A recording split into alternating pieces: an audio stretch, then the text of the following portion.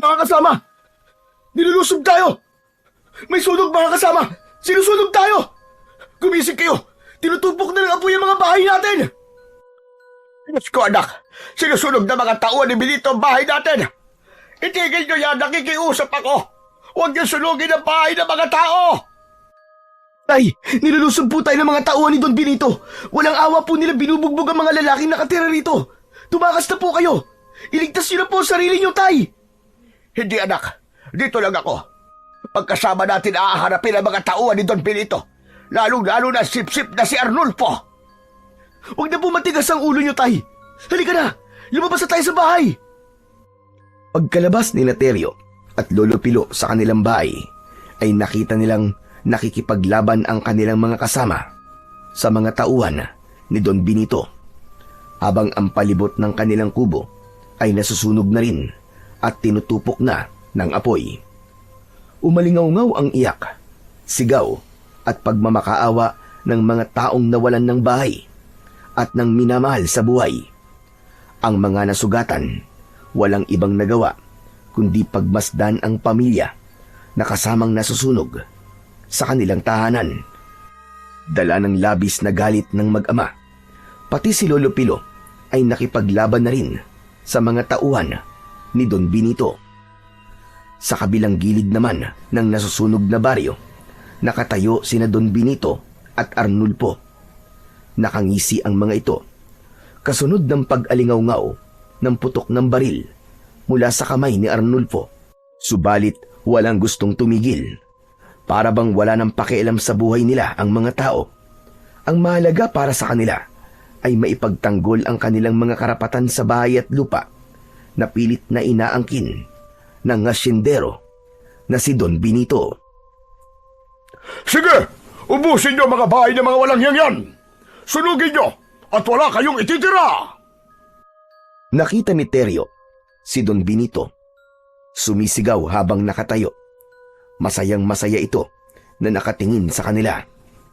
Dala ng matinding galit, sinubukan ni Terio na sugurin ito. Ngunit niyakap siya ng kanyang ama na si Lolo Pilo para pigilan sa balak niyang gagawin. Lalo pa at nakatutok sa kanila ang hawak na baril ni Arnulfo. Lumapit ang mga ito sa nagpupumiglas na si Terio. Bitiwan mo ako, Tay! Papatayin ko ang hayop na yan! Lalong-lalo na si Don Benito! Papatayin ko siya! Terio, wag! Wag! Wala tayong laban sa kanila, anak. May mga baril sila at marami ang kanyang tauhan. Pero hindi nagpapigil si Terio. Nagpumiglas siya sa pagkakahawak ni Lolo Pilo. Akma na sanang susuntukin niya si Don Benito nang itutok nito ang hawak na baril sa kanyang noo.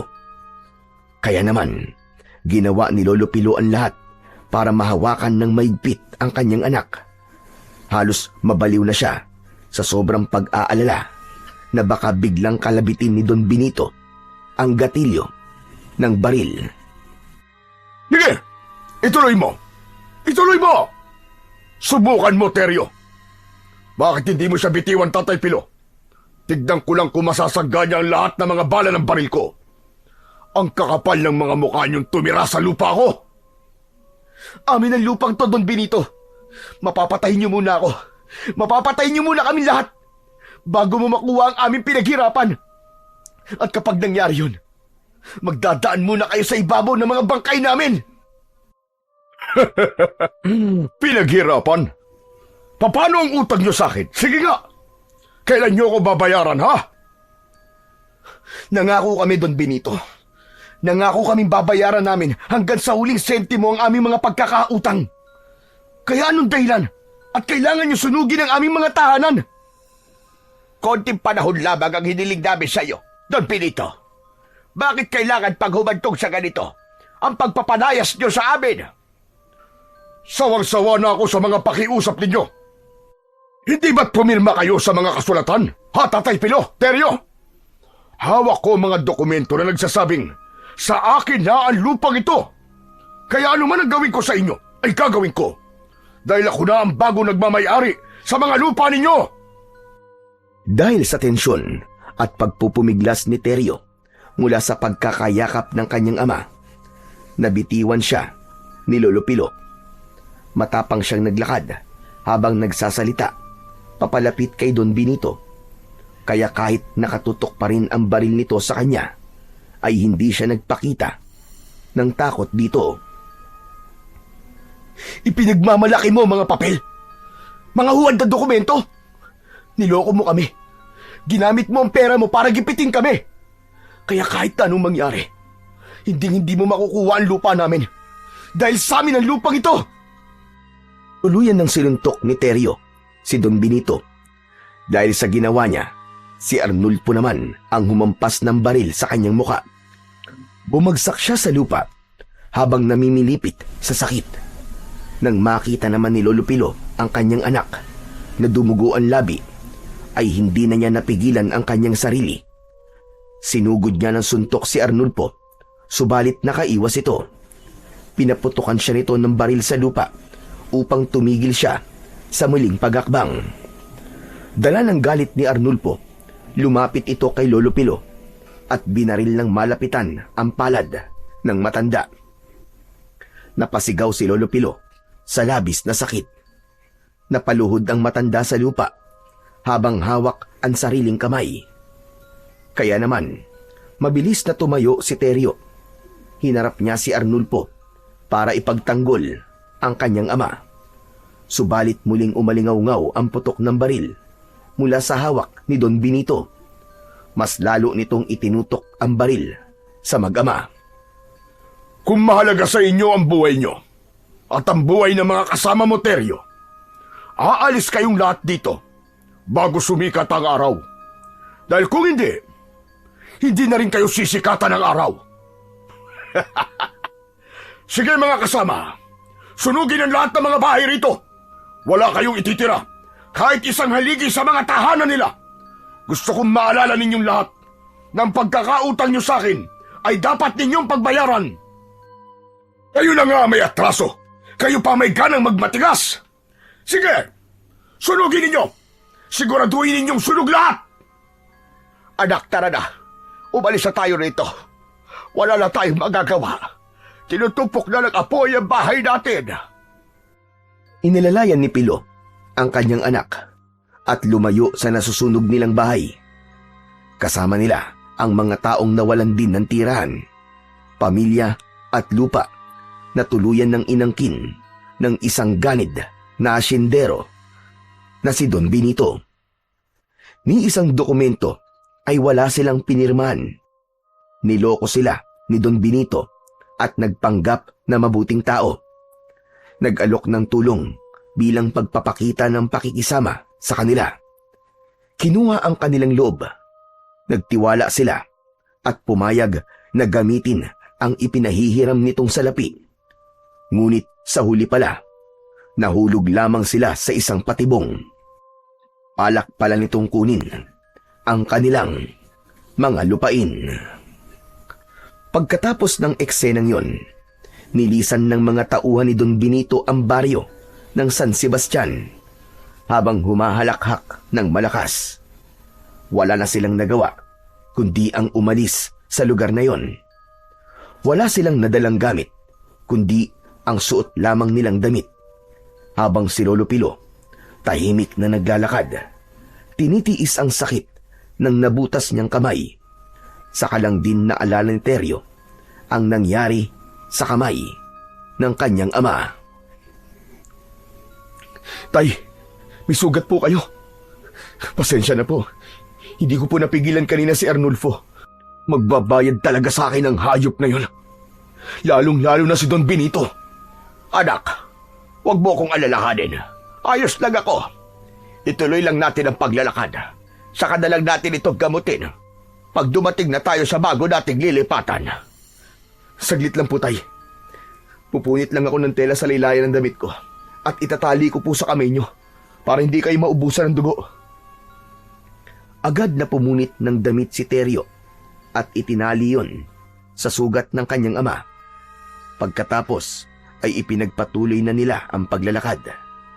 Hanggang sa humantong sila sa gitna ng kagubatan na kung saan ay napapalibutan sila ng mga nagtataasan na puno ng balete. Inilingan nila ang kanilang paningin sa paligid upang maghanap ng lugar na pagtatayuan ng kanilang bagong bahay. Mga kasama, pansamantalang dito muna tayo magpapahinga. Gagawa tayo ng mga bago nating tahanan. Pagkatapos, ang ibang mga kalalakihan ay hahanap ng makakain natin. Ang iba naman ay magpuputol ng kahoy para sa mga haligi. Ikaw naman, Tay, magpahinga muna kayo at magpapakuha muna ako ng gamot para sa inyo. Ayos naglaban ako, anak. Unahin mo muna ang pagpapatayo ng bahay para makapagpahinga tayo ng maayos. Kayong lahat, kapag natapos na tayong gumawa ng bahay, tulong-tulong naman tayo sa paggawa ng mga pana at mga palaso para hindi na maulit ang mga nangyari kanina. Ipagtatanggol na natin ang ating mga sarili. Kung ano man ang binabalak mo, anak, ang mabuti pa iwag mo nang ituloy. Kesa ang marami na naman ng buhay ang malagay sa panganib. Hindi, Tay. Hindi na po ako papapigil sa inyo. Matagal na akong nagtiis. Nakinig ako sa inyo. Pero ngayon, Tay, lalaban na po ako. Lalaban na kaming lahat. Mga kasama, dumating na tayo sa hangganan ng pagtitiis. Alam ko, kayong lahat ay namuhunan ng pagod, hirap at katatagan ng loob para iwanan ang inyong mga sariling tahanan sa San Sebastian. Ngayon, narito tayo sa isang lugar na hindi pa nararating ng kahit na sino. Dahil sa pang-aapi at paglapastangan sa atin ni Don Benito Alhar, pagyayamanin natin ang lugar na to, mga kasama, upang magsilbing kuta natin. Oo, tayo ay mahirap lang, ngunit tayo ay marami. At dahil dyan, magkakaisa tayo para bawiin ang ating mga lupain. Ipaglalaban natin ang ating mga karapatan. Sabay-sabay na sumang-ayon ang mga tao sa sinabi ni Teryo. Bawat isa ay punong-puno ng pag-asa na mababawi pa nila ang kanilang mga lupain. Pagkatapos ng pag-uusap nila, nagsimula na silang kumilos. Lahat ng pangkat ay kanya-kanya na ng pagganap ng mga nakatokang gawain para sa kanila. Si Teryo naman, isang plano ang nabuo sa kanyang isipan. Gaganti siya. Kukunin niya ang anak ni Don Benito at yun ang gagamitin niya na panlaban upang maibalik sa kanila ang kanilang mga lupain. Nagsama lang siya ng 2 lalaki na makakatulong niya sa pagdukot sa anak ni Don Benito kay Sandra. Hindi siya nagpaalam sa kanyang ama. Tahimik silang lumabas ng kagubatan at pinuntahan ang mansyon ni Don Benito. Pagdating nila roon, narinig nila ang masayang pagdiriwang ng mga tauhan nito habang naglalasing sa loob ng mansyon. Mula sa kinatatayuan ni Teryo, dinig na dinig niya ang pinag-uusapan ng mga ito habang nakasilip siya sa bintana. Samantala, sa loob naman ng mansyon ni Don Benito, nagkakasiyahan sila sa tagumpay na nakamit sa pagpapalayas nila sa mga tao sa baryo. Umalingaw-ngaw ang tunog ng mga bote ng alak mula sa mga tauhan niya. Pakiramdam niya, siya na ang hari sa buong baryo ng San Sebastian. Sige, uminom kayo. Kumain kayo. Ayan, maraming pulutan, huwag na kayong mahiya. Sige lang, kainin niyo lahat ng mga pagkain nakikita niyo sa ibabaw ng lamesa. Bumabahari ng alak. Magpapakasaya tayong lahat. Para sa inyo yan. Dahil sa wakas, sa akin na ang lupang yon. Mga kasama, masarap talagang lasapin ang tagumpay. Mabuti na lamang at natauhan ng mga walang niyang magsasakang yun, di ba? Kung nakipagmatigasan pa sila sa akin, marahil pinaglalamayan na sila ngayon. Kasunod ng pag-alingaw-ngaw ng malakas na tawanan ng mga tauhan ni Don Benito, sinabi ni Arnulfo na dapat raw magpasalamat pa ang mga magsasaka kay Don Benito dahil binigyan ito ng pagkakataon ang mga tao na mabuhay. Kung tutuusin daw, ay dapat rematado na raw ang lupa ng mga magsasaka. Kung hindi raw sa pagpapautang ni Don Benito sa mga ito. Maya-maya pa ay muling nagsalita si Don Benito. Bueno, masyado silang umasa at naniwala sa pamumuno ng mag-amang Teryo at Tatay Pilo. Pinagbibintangan nila ako na pineke ko raw ang kanilang mga titulo at kasulatan. Legal ang mga pinangahawakan ko ng mga dokumento. Wala silang ebidensya na magsasabi na peke ang mga dokumento ko. Malinaw ang kasulatan na nilagdaan nila na may tinanggap silang pera mula sa akin. Kahit pa makarating sa husgado, wala silang katibayan na inagaw ko ang kanilang mga lupain, hindi ba? Habang nagkakasiyahan sina Don Benito at ang mga tauhan nito, dinig na dinig naman ni Sandra mula sa loob ng kanyang kwarto ang mga pinag-uusapan ng mga ito. Kung ano ang ginawa ng kanyang asawa sa mga kaawa-awang magsasaka. Parang pinupukpok ng maso ang kanyang dibdib dahil sa labis na pag-aalala para kay Teryo, ang lalaking una niyang minahal. Ngunit wala siyang magawa. Isa siyang bilanggo sa mansyon ng malupit niyang asawa. Kabayaran siya sa pagkakautang ng kanyang mga magulang. Alam niya na hindi ang lupa ang dahilan kung bakit galit na galit ang kanyang asawa kay Teryo. Iyon ay dahil sa mortal na magkaaway ang dalawa sa puso ni Sandra. Maya-maya pa ay bigla niyang narinig ang malakas na iyak ng kanyang anak na si Ulap. Nang mga sandaling yun, si Teryo ay tahimik na umakyat sa balkonahe ng mansyon. Habang hawak ang espada, ay pumasok siya ng palihim sa loob ng kwarto ng anak nila Don Benito at Sandra. Sakto yun, nahawak lang ito ng katulong at walang ibang nagbabantay. Huwag ka sisigaw! Akin ang bata! Kundi, mapipilitan akong patayin ka! Dala ng takot ng kasambahay, ay hindi nito napigilan ang hindi mapasigaw. Sumabay pa ang iyak ng sanggol. Inagaw niya ng mabilis ang bata at tumakbo si Teryo sa balkonahe. Sinilip niya kung gaano kataas ang luluksuhin niya para makatakas.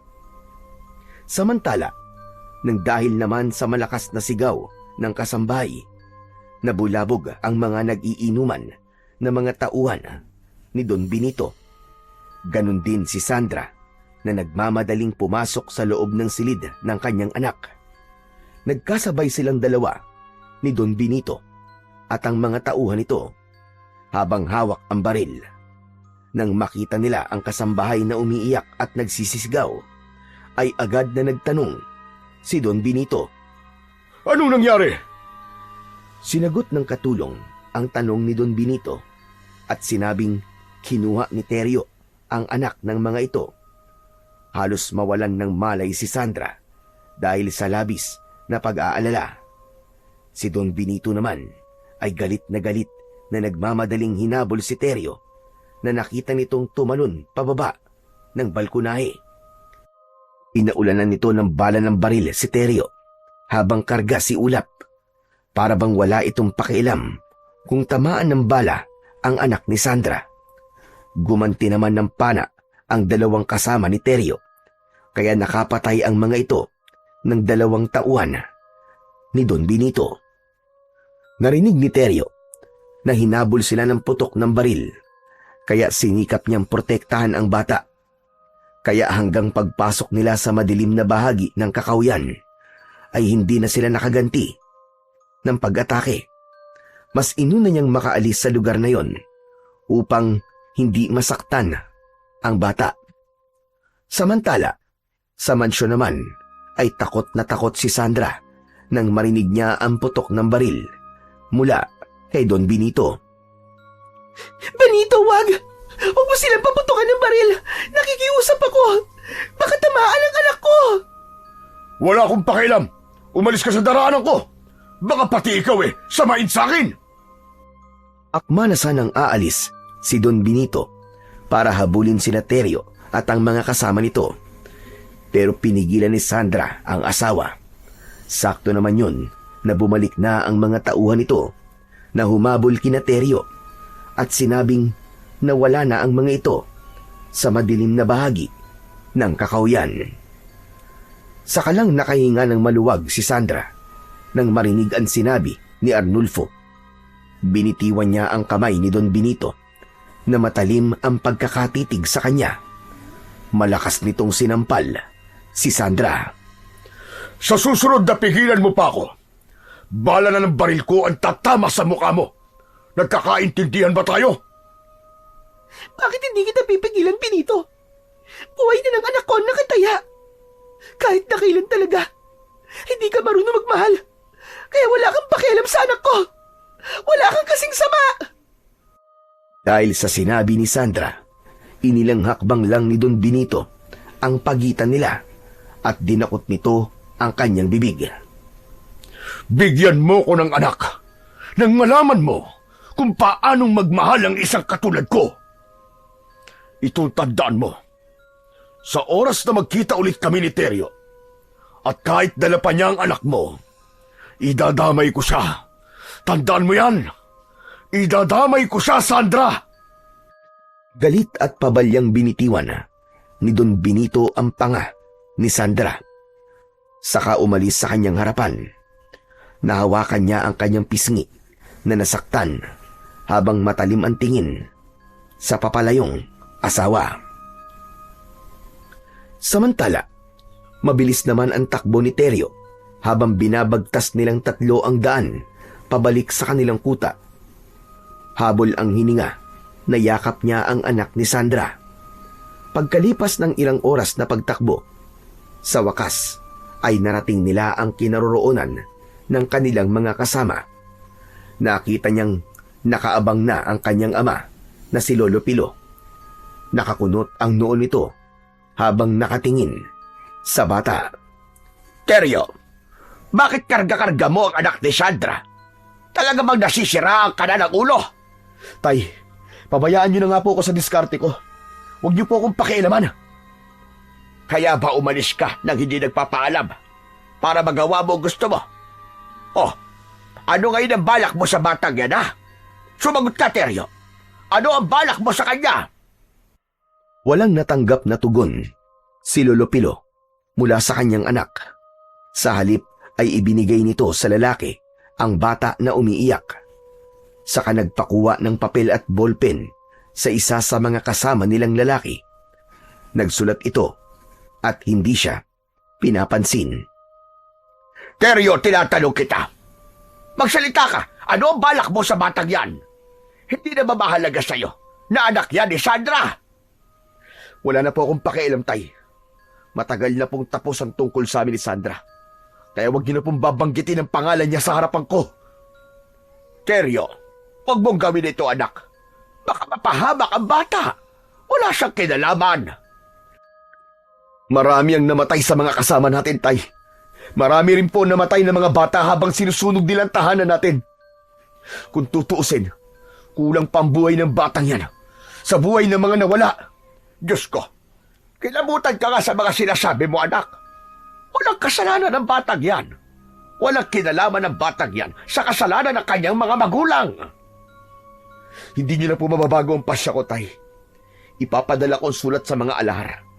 Sisiguraduhin ko na makakarating ang sulat sa kanila. Papatayin ko talaga ang bata kapag hindi niya tayo pinagbigyan sa kahilingan ko sa kanila. Hindi naman sa pinangungunahan kita, Teryo. Bakit naman na walang malay na batang yan ay inadamay mo? Walang kasalanan ng bata. Ayoko na balang araw ay pagsisihan mo mga gagawin mo. Nasaan ang konsensya mo, Teryo? Kung kaya mo patayin ng bata, ako hindi. Hindi ako makakapayag na magtagumpay ka sa binabalak mo. Hindi dapat gamitan ng konsensya ang hayop na yun, Tay. Si Don Benito na rin ang nagturo sa atin upang umisip ako ng ganito. Kapag hindi siya pumayag sa kahilingan ko, ay kailangan patunayan natin na tayo ay may isang salita. Talaga bang yun lang ang dahilan kung bakit galit na galit ka kay Don Benito. Bakit, tay? May iba pa bang dahilan? Ibang nakikita ko galit sa mga mata mo, Teryo. Alalahanin mo na kung minsan nakababatayan sobrang galit. Mamatay man ako, tay. Sisiguraduhin kong mauunang mamatay sa akin si Don Benito. Magsasalita pa sana si Lolo Pilo, pero iniwan na siya ni Teryo. Nahabol na lamang niya ng tingin ang kanyang anak. Kasunod ng malalim na buntong hininga, ang pagbundol ng kaba sa kanyang dibdib. Kinabukasan, mula sa mansyon ni Don Benito, iyak ng iyak si Sandra. Hindi na siya mapalagay hanggat hindi niya nakikita ang kanyang anak na si Ulap. Iba ang takot na nararamdaman niya habang nakaupo siya sa upuan sa harap ng lamesa, ay wala ring tigil si Don Benito sa pagmumura sa kanya. Pabalik-balik ito sa harapan niya habang nagmumura. Tama na nga kakaiyak mo, Sandra. Nakakabingi na ang boses mo. Kung meron ba dapat sisihin sa nangyari kagabi, ay walang iba kundi ikaw. Bigong-bigo sa'yo si Teryo, ano? Kaya't ang anak mo ang pinagdiskitahan niya. Kung ano man naman sa manginala mo sa akin, wala na akong magagawa.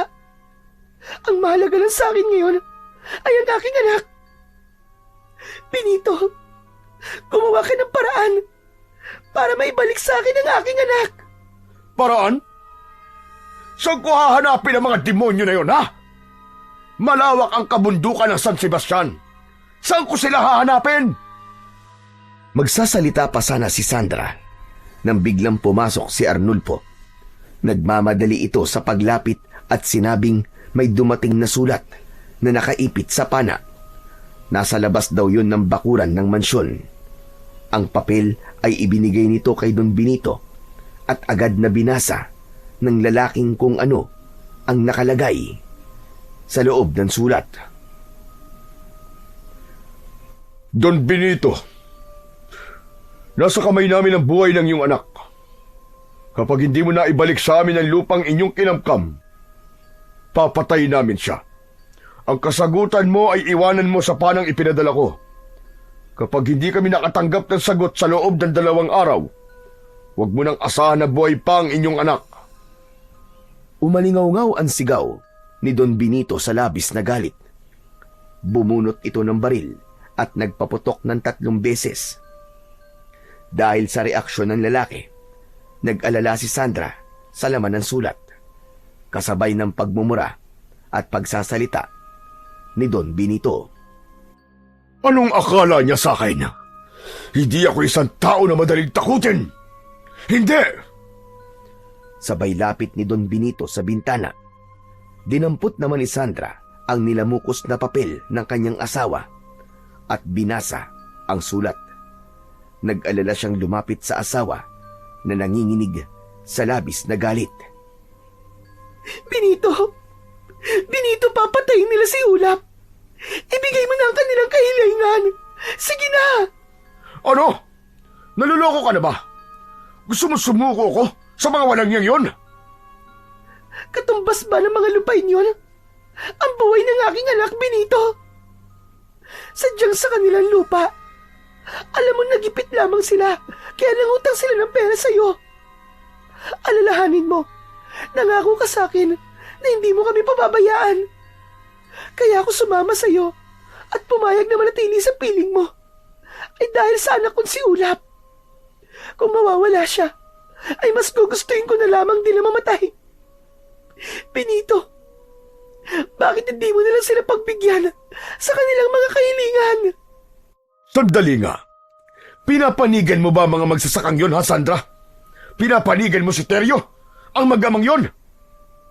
Ang pinapanigan ko ay ang katarungan. Lahat man ng ating kayamanan ay hindi ko ipagpapalit sa buhay ng aking anak. Tumigil ka! Makinig ka, Sandra. Gawin na nila ang lahat ng gusto nilang gawin sa iyong anak. Pero kahit kailan, hindi ako susuko sa kanila. Lalong-lalo na kay Teryo. Naiintindihan mo? at hindi ko ibibigay sa kanila ang kanilang mga hinihingi. Manigas sila! Sabay talikod at alis ni Don Benito sa harapan ni Sandra. Hindi na nahawakan ni Sandra ang kamay ng asawa dahil mabilis na itong nakaalis. Umagos na lamang ang masaganang luwa sa kanyang mga mata at napakapit sa kanyang braso. Sinubukan pa rin niya na habulin ito hanggang sa labas ng kanilang bahay. Nagmamadali siya sa pagakbang dahil nakita niya itong sumakay sa sasakyan. Benito! Benito, saan ka pupunta? Nakikiusap ako. Huwag mong idadamay ang anak ko!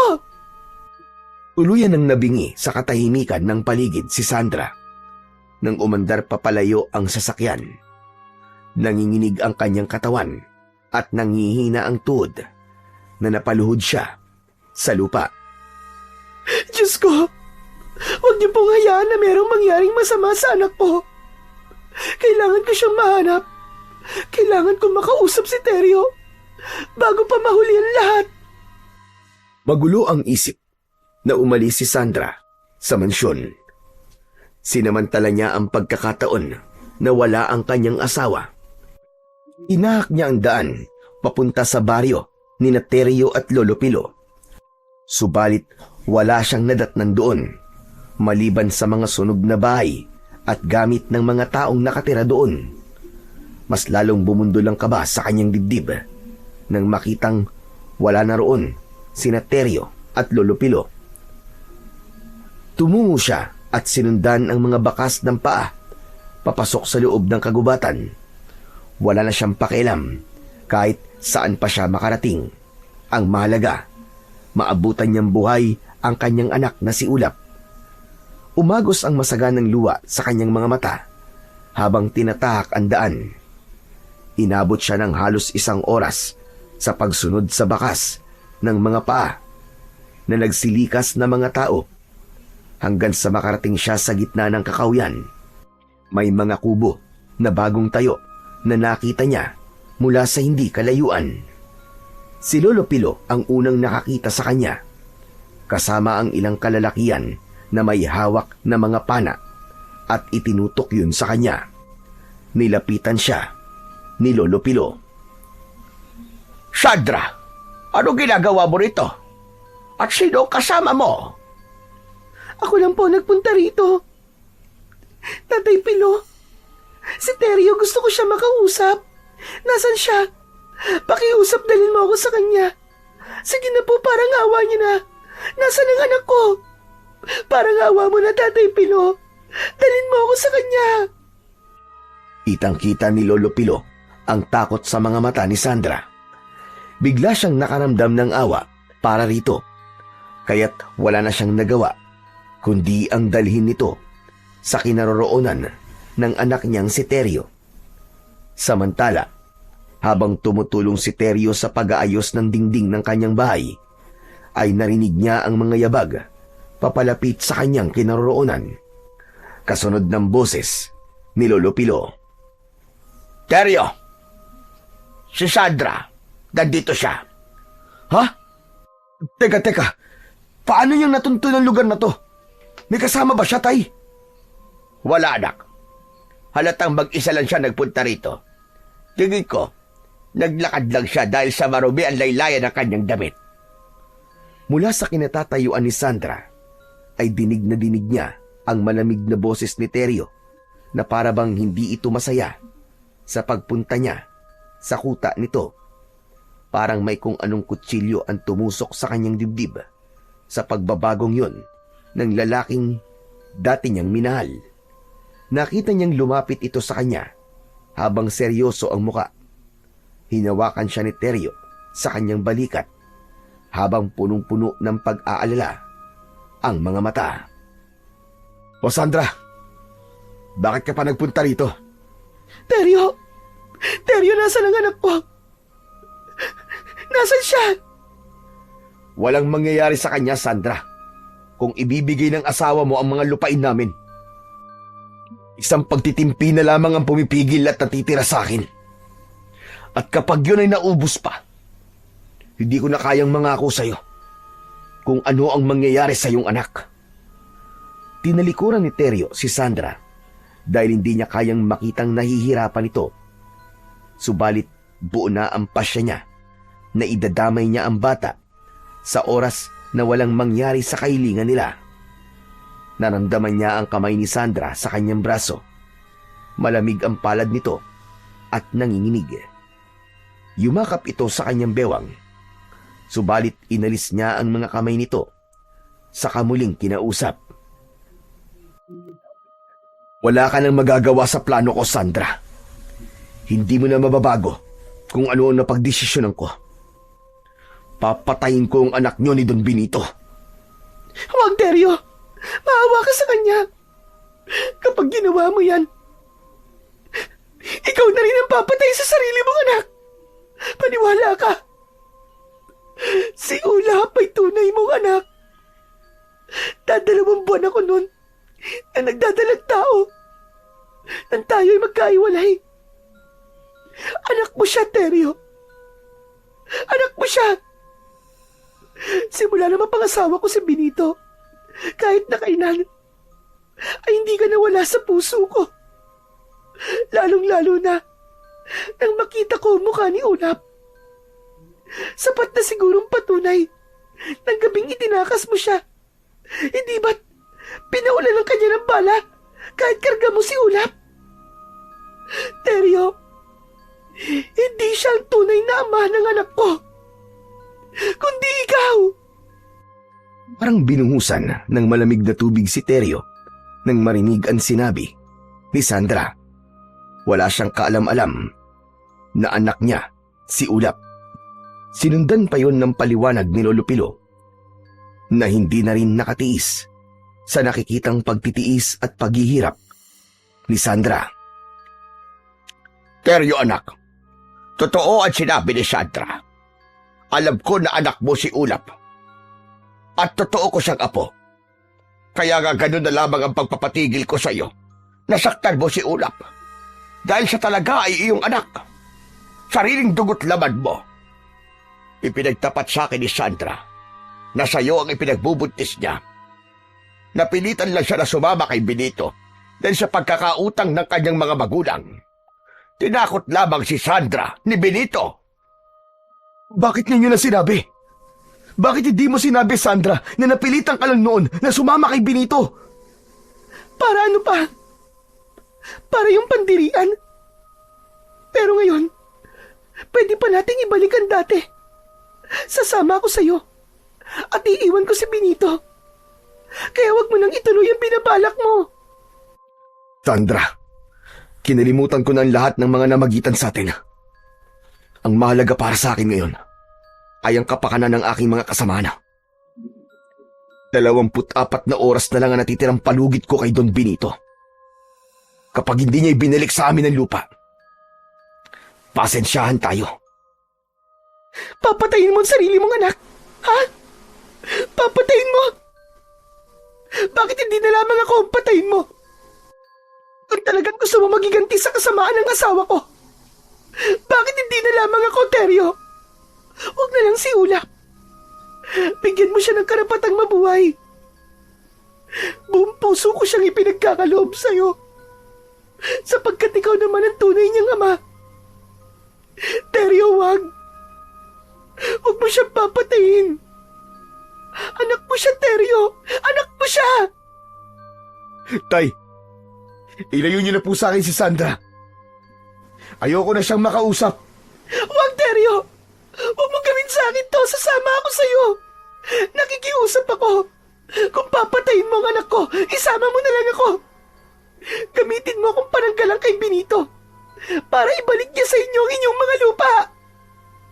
Sige na po, Tay. Paalisin niyo na po ang babaeng yan sa harap ko. Ayoko na siyang makita. Mahal kita, Teryo. At kahit na anong mangyari, hindi ako aalis na sa poder mo. Kung mamamatay ka, kasama ng anak ko, ang mabuti pa, mamatay na rin ako. Wala na ngang nagawa pa si Teryo nang tumakbong papalapit sa kanya si Sandra at mahigpit na yumakap sa kanya. Kahit na anong gawin niyang pagtanggal sa mga kamay nito, ay mas lalo lamang yon na humihigpit. Ang mabuti pa, Teryo. Pag-usapan ninyong mabuti ang tungkol sa inyong dalawa. Isa pa, nag-aalala na ako. Kung madali lamang tayong nahanap ni Sandra, natitiyak ko na madali rin tayong matutunton ni Benito. Teryo, sasama ako sa'yo. Hindi na ako babalik sa mansyon, pakiusap. Hayaan mo ako manatili sa tabi ng anak ko. Hindi na tumutol pa si Teryo sa sinabing yun ni Sandra. Hindi niya kayang tiisin ang dati niyang asawa dahil hanggang ngayon ay mahal pa rin niya ito. Hindi na napigilan ni Teryo ang kanyang sarili at gumanti rin siya ng yakap dito. Para siyang natauhan nang makita ang luha sa mga mata ni Sandra. Halika, sumama ka sa akin sa silid ng anak natin. Salamat, Teryo. Kung ganun, hindi mo na ba gagamitin ang anak natin sa paghihiganti mo kay Benito? Hindi na, Sandra. Patawarin mo ko. Hindi ko sinasadyang masabi yon sa anak natin. Nabigla lamang ako at nagpadala sa aking emosyon. Hindi ko rin naman kayang pumatay ng isang batang walang kalaban-laban. Pagkatapos nilang mag-usap, ay pumasok sila sa loob ng kubo. Nakita ng dalawa na mahimbing na natutulog si Ulap. Naluluwa naman na niyakap ni Sandra ang kanyang anak. Ganon din si Teryo na hindi na napigilan ang sarili sa labis na kaligayahan. Nang mga sandaling yon ay masaya si Lolo Pilo nang makita sina Sandra at Teryo sa loob ng bahay. Sana hindi na matapos ang araw na yon na makitang muling naging masaya ang dalawa kasama ng kanyang apo na si Ulap. Pagsapit ng gabi, habang nagpapahinga na sina Teryo, Sandra at Lolo Pilo, umalingaw-ngaw sa labas ang malakas na boses ni Don Benito. Napabalikwas ng bangon si Teryo at agad na dinampot ang espada. Habang sina Lolo Teryo at ang iba pang mga kasama nila ay nagsipaghanda na rin ng mga pana. Teryo, anak, ito na nga ba sinasabi ko? Natunto na tayo ni Benito. Tama ako sa inala ko. Sana pala, umalis na kagad tayo dito kanina. Nakahanda ako, Tay. Lalaban na kami kagaya na napag-usapan. Ipagtatanggol na namin ang karapatan nating lahat. Teryo, anong gagawin natin? Natatakot ako. Paano ang anak natin? Tay, kayo po muna ang bahala sa mag-ina ko. Gawin niyo ang lahat para makaligtas sila. Anak, saan ka pupunta? Haharapin ko sila, Tay. Kaya't nakikiusap ako. Ingatan niyo mag-ina ko. Lalo na ang anak ko. Kung ano man po mangyari sa akin, gusto kong mangako kayo na mamahalin at aalagaan niyo ang anak ko. Pipigilan sana ni Lolo Pilo ang kanyang anak na si Teryo. Pero mabilis na itong nakalabas ng bahay at humarap kay Don Benito. Nakahanay naman ang mga tauhan ni Don Benito habang nakatutok ang matataas na kalibre ng baril. Malakas na sumigaw si Don Benito. Sandra! Sandra, lumabas ka dyan! Hayop ka! Talagang harapan na ang panluloko mo sa akin. Talagang sumama ka na sa ampaslupang kabit mo! Hindi ako kabit ni Sandra, Don Benito. Ako ang nauna sa kanya na inagaw mo lang. Kaya't kung naparito ka para bawiin ang babaeng pinakamamahal ko, magdadaan ka muna sa ibabaw ng bangkay ko. At ano'y panlalaban mo sa akin? Ang pana ba ng mga kasama mong gunggong? Anong laban ang pana nyo sa baril namin, ha? Ibalik mo ang asawa ko. Kung ayaw mong lahat kayo ay paulanan ko ng bala. Sandra, lumabas ka! Lumabas ka sa bahay ng lalaking yan! Dahil kung hindi, papatayin ko siya, pati ang anak ninyo! Dahil sa mga narinig, ay napilitan si Sandra na ibigay ang kanyang anak sa pangangalaga ni Lolo Pilo. Tay, kayo na po ang bahala sa anak ko. Saan ka pupunta, Sandra? Huwag kang makinig kay Benito. Mapapahama ka lang kung babalik ka pa sa kanya. Pero, papatayin niya po kayo. At hindi ko hahayaan na mamatay kayong lahat ng dahil sa akin. Hindi ko kaya na marami pang madamay ng dahil sa kasakiman ng asawa ko. Sasamahan ko si Teryo. Hindi ko kaya kapag nawala siya. Tayo ito ang kwintas ko. Ipasuot niyo po ito sa anak ko. Isa tong agimat. Kahit papano, mapoprotektahan niya ang anak ko. Hinubad ni Sandra ang suot na agimat at ipinasuot niya yon sa kanyang anak habang naririnig pa rin ang sigaw ni Don Benito sa labas ng bahay. Sandra! Kapag hindi ka pa lumabas sa pinagtataguan mo, papaulanan ko ng bala mga bahay na nandito. Magbibilang ako ng 3. Kapag hindi ka nagpakita sa akin, mamamatay ka na kasama nila. 1, 2. Hindi na hinintay ni Sandra na umabot pa ng 3 ang bilang ni Don Benito. Lumabas na siya ng bahay pagkatapos yakapin ng anak. Mula sa likuran ni Teryo ay nagpakita si Sandra sa kanyang asawa na si Don Benito. Nanginginig ang kanyang mga tuhod nang lumampas siya sa kinatatayuan ni Teryo. Pabayaan mo na sila, Benito! Pabayaan mo na kami ng anak ko! Mahal ko si Teryo. At hindi na ako sasama sa'yo. Nakikiusap ako sa'yo. Hayaan mo na kami magsama. Huwag ka magmakaawa sa kanya, Sandra. Ako ang unang minahal mo. May anak tayo.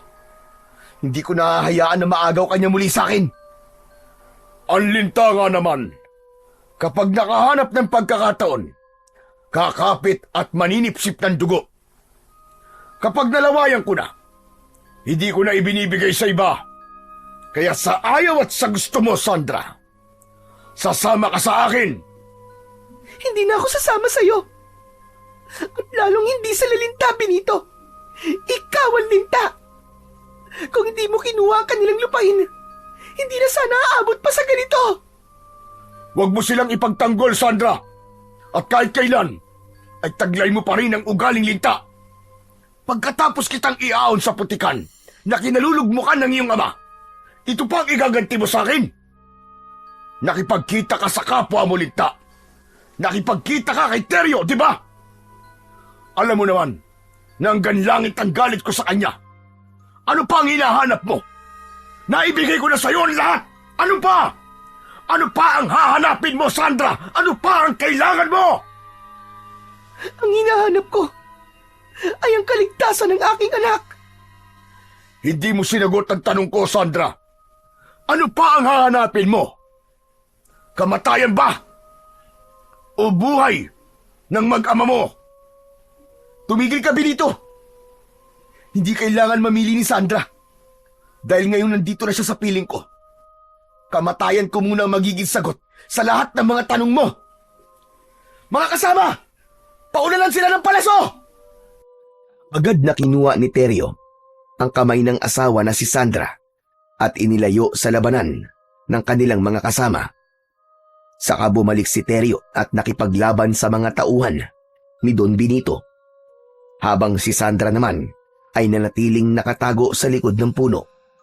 Panay ang sigaw niya dahil sa labis na pag-aalala para kay Teryo.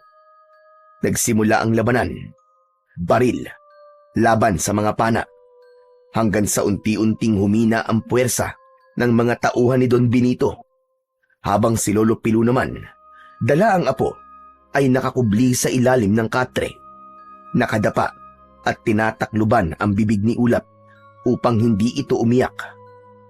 Umalingaw-ngaw din ang mga putok ng baril sa paligid, pati na ang tunog ng sigaw ng mga tao na tinatamaan ng palaso. Hindi ako makakapayag na basta mo na lang kaming matatalo. Lalaban kami hanggang sa huli. Sige mga kasama, paunalan sila ng mga bala ng baril. Paputukan silang lahat. Patayin sila! Sumuko na kayo! Dahil wala na kayong magagawa. Mababawi na namin ang lupang kinuha mo sa amin, Don Benito! Abang nagpapalitan ng putok ng baril at palaso sa magkabilaang panig. Mula sa kinatatayuan ni Sandra ay nanlaki ang kanyang mga mata nang makita ang pagbabagong anyo ni Don Benito. Naging isang baboy ramo ito na agad na sumugod sa mga kasama ni Teryo. Maging si Teryo ay hindi inaasahan na ang kanilang kaharap ay mga aswang pala na matagal nang pumapatay noon sa mga kapwa nila magsasaka. Parang impyerno ang eksenang yun. Nang makita niya ang pagpunit sa katawan ng mga tao gamit ang mahaba nitong mga kuko, ni hindi na nagamit ang pana dahil mas inuna ng mga ito na tumakas. Ngunit hindi lang si Don Benito ang naging aswang ng mga sandaling yun, kundi pati na rin ang mga tauhan nito. Ang putok ng baril ay napalitan ng sigaw ng mga tao habang humihingi ng tulong kay Teryo. Mga kasama! Magsiatras kayo! Mga aswang ang kalaban natin! Tumakas na kayo! Mga aswang sila! Atras, mga kasama! Hinanap ng paningin ni Teryo si Sandra at nang magtama ang kanilang paningin ay sumigaw si Teryo. Sandra! Tumakas ka na! Iligtas mo ang anak natin! Magpakalayo-layo na kayo! Bilisan mo! Hindi na natapos ni Teryo ang iba pa niyang sasabihin nang lumundag sa kanyang harapan ang aswang na si Don Benito. Nakangisi itong tumutulo pa ang malapot nitong laway na may bahid pa ng dugo mula sa kinain nito. Mapulang-mapula ang mga mata na nakalabas ang malalagari nitong mga pangil. Sinabi ko naman sa'yo, Teryo, hindi mo kami matatalo. Kung hindi rin naman mapupunta sa akin si Sandra, pareho ko kayong papantayin, kasama ang anak ninyo. Hindi ako makakapayag na saktan mo, mag-ina ko. Ikaw lang at ako ang maglalaban. Matirang matibay. Katapusan mo na! Tumugod si Teryo. Hawak ang espada. Papalapit sa nakabaluktot na halimaw na si Don Benito. Naiwasan nito ang unang pag-atake ni Teryo. Subalit gumanti ito sa pamamagitan ng pagkalmot sa kanyang dibdib. Naramdaman niya ang sakit mula sa kanyang sugat, ngunit hindi siya natinag. Muli siyang umatake ng taga kay Don Benito, habang ang maririnig sa paligid ay ang tunog ng nagkikiskisan na kuko at espada. Sa muling pagtaga ni Teryo ng espada sa aswang, nasalag na yon ni Don Benito at ubod lakas nitong isinaksak ang kuko sa tiyan ni Teryo. Sabay hila, kasama ang laman loob ni Teryo. Ramdam na ramdam niya ang pag-iinit ng kanyang katawan, habang ang pagbulwak ng dugo sa kanyang sugat ay sumabay sa pagsuka rin niya ng dugo. Napaluhod siya sa lupa na walang ibang salitang lumabas sa kanyang bibig, kundi ang pangalan ni Sandra at ang anak niya na si Ulap. Pagmasdan niyong lahat! Pagmasdan niyo kung paano ko kakainin ang katawan ng pinuno niyo na si Teryo. Sandra, alam kong nakikita mo ko. Tignan mo kung ano ang gagawin ko sa katawan ng pinakamamahal mong lalaki! Mula sa pinagtataguan ni Lolo Pilo, kitang-kita niya ang nangyari sa kanyang anak, kung paanong nilantakan ng aswang na bangkilan ang katawan ni Teryo. Luray-luray na sinibasig ni Don Benito ang laman at dugo ng kaawa-awa niyang anak.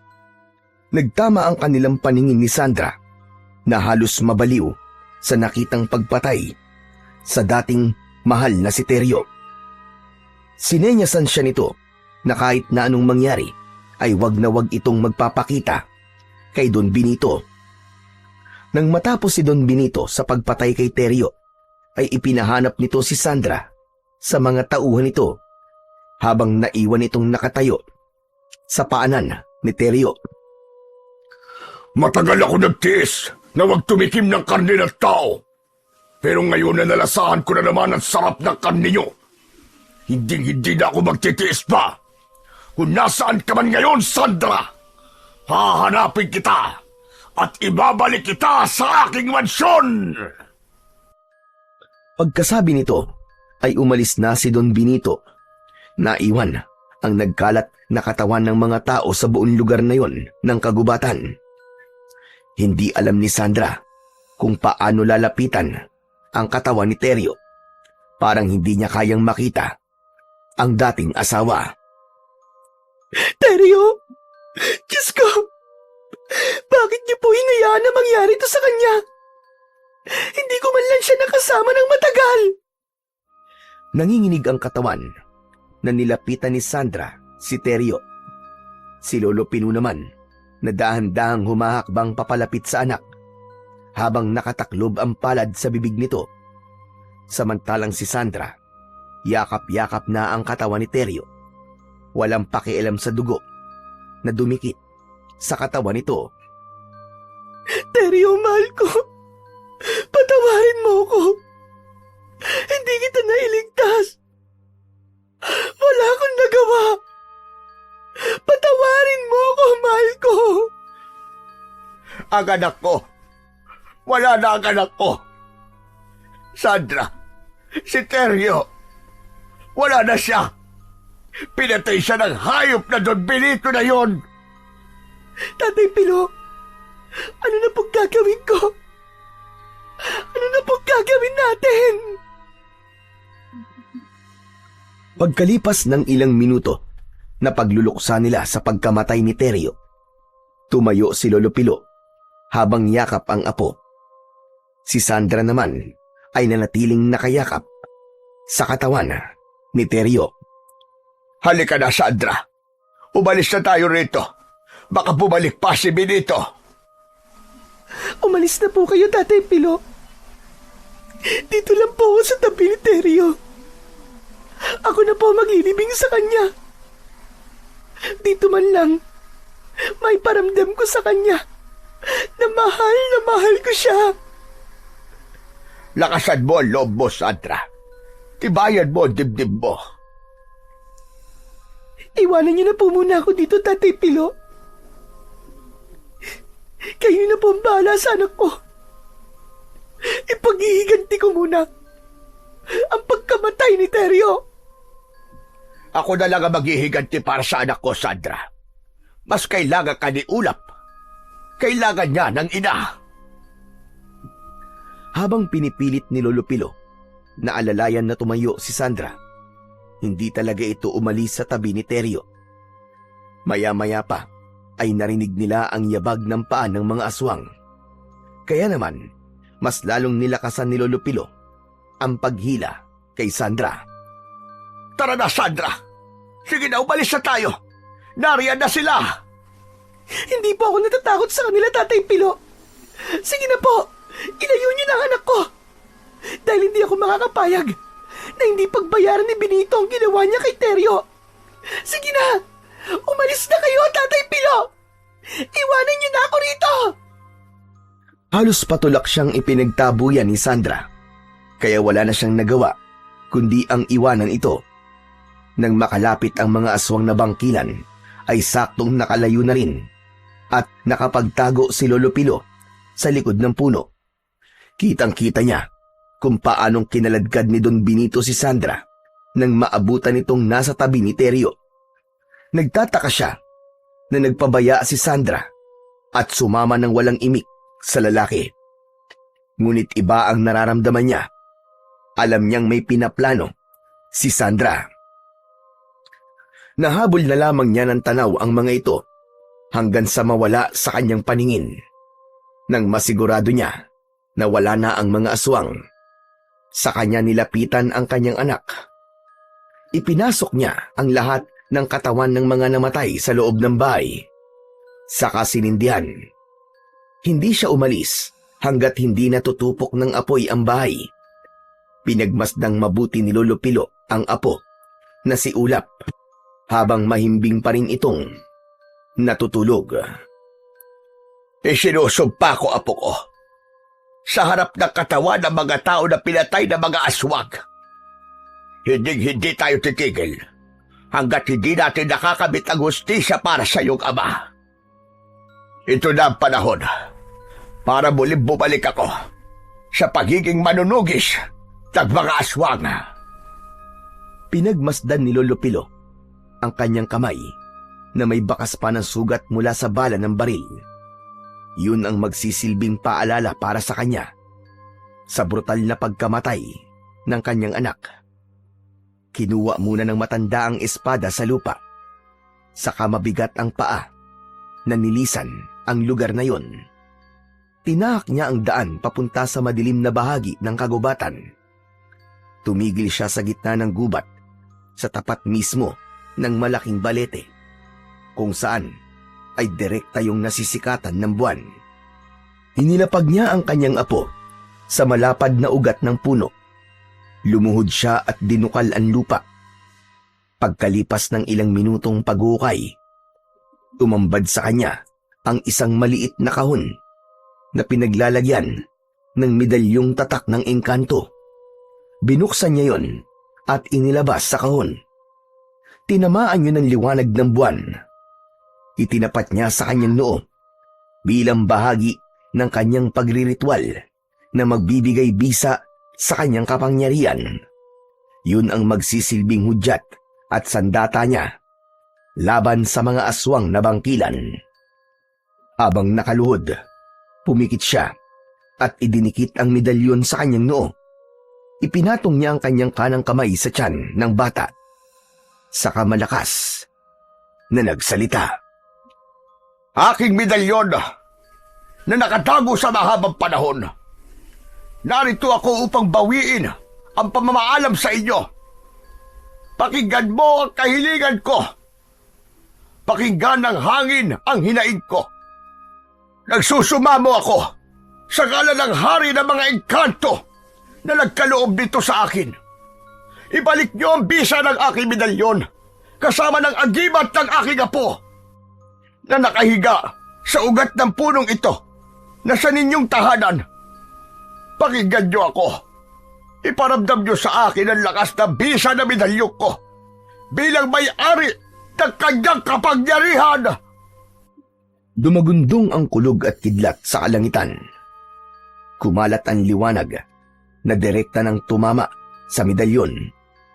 Lumitaw ang mga sagisag na para bang bumalik sa loob ng medalyon. Nanginig ang kamay ni Lolo Pilo at mula sa dibdib ng kanyang apo ay lumiwanag ang suot nitong agimat. Isang palatandaan na nagkaroon na ng bisa ang medalyon. Diyos ko, maraming salamat po. Nadagdagan ang bisa ng agimat ng apo ko. Dininig nila ang pagsusumamo ko. Ang ibig sabihin nito, may gabay na kami ng engkantong nagbabantay sa kagubatan. Maraming salamat sa tiwala. Maraming salamat sa Diyos sa pagbibigay sa amin ng kapangyarihang ipagtanggol ang mundo laban sa lumalakas na puwersa ng kadiliman. Muling bumalik sa katahimikan ang paligid at nang manumbalik ang lakas ng medalyon ng engkanto, nakaramdam ng pagod si Lolo Pilo dahil sa malakas na enerhiyang bumalot sa kanyang katawan. Tuluyan na siyang nakatulog pagkatapos ng malagim na pangyayaring yun sa buhay ng maglolo.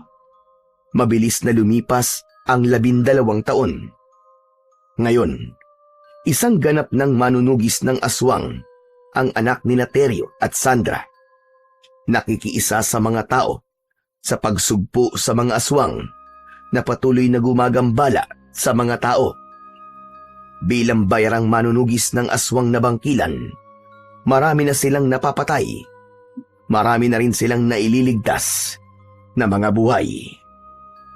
Pasado 4:00 ng hapon, nakaupo ang maglolo sa ugat ng balete sa tapat ng walang buhay na lalaki na hinihinala nilang aswang. Hinihintay nila na magbago ang anyo nito upang tuluyang mapatay ng suot na medalyon ni Lolo Pilo. Mataman na pinagmasdan ni Ulap ang lalaki. Alam na niya ang masaklap na kwento sa likod ng pagiging manunugis nila ng bangkilan at kung bakit gano'n na lamang ang galit ni Lolo Pilo sa mga kampon. ng kadiliman. Lolo Pilo, gusto ko pong hanapin si nanay. Gusto ko pong makuha siya sa kamay ni Don Benito. Apo, hindi pa sapat ang iyong husay sa paggamit ng espada at sa pagharap sa pinuno ng bangkilan. Pero, para saan pa tong agimat ko kung hindi ko naman po ito magagamit sa aswang na pumatay sa tatay ko? Magmula ng malaman mo ang nangyari sa iyong ama, nagkakaganyan ka na. Nasisira na ang diskarte mo sa pakikipaglaban, Apo. Kailangan mo pang magsanay ng gusto bago natin harapin si Benito. Pero sa ngayon, kailangan mo na nating ubusin ang kanyang mga alagad upang mabawasan ang kanyang puwersa. Paano po? Kung sa mahabang panahon na pananahimik natin, patay na pala si nanay, Lolo Pilo. Hindi yun mangyayari. Kilala ko si Benito. Mahal na mahal niya si Sandra. Kaya sana naman pakinggan mo mga sinasabi ko sa'yo. Kailangan pa natin ng konting panahon pa, Ulap, para malabanan siya ng harapan. Galit na tumayo si Ulap. Nilapitan niya ang nakahigang lalaki. Buong lakas niyang itinarak ang espada sa dibdib nito, saka pinaikot-ikot ang talim. Sabay gilit sa leeg nito at sa isang iglap, umusok ang katawan nito. Hindi na po ako maghihintay ng ilang panahon pa, Lolo Pilo. Kung hindi ngayon, bukas, haharapin ko na sila. Iniwan ni Ulap si Lolo Pilo at hindi niya hinintay na magsalita pa ito. Mabilis niyang tinakandaan papasok sa kagubatan upang puntahan ang baryo na may napapabalitang pumapatay ng mga tao. Hindi nagtagal ay naramdaman niya na nakasunod sa kanya si Lolo Pilo. Huminto ang bata sa pagtakbo at nagpahinga sa isang puno. Naghihintay ng pagsapit ng gabi. Ganon din si Lolo Pilo. Nagtago rin ito sa kasunod na puno habang dala ang pana. Pagkalipas ng ilang oras ay narinig nila ang pag-angil ng aswang na bangkilan na parabang may kinakain sa damuhan. Si Ulap ang unang lumapit at pinagmasdan ang mabalahibong balat ng aswang. Sarap na sarap ito sa paglantak sa isang hayop. Hoy! Halimaw ka! Masarap ba yung kinakain mo, ha? Gulat na napalingon ng aswang sa gawi ng batang si Ulap. Nanlalaki ang mga mata nito at napatayo at umatras papalayo sa kanila.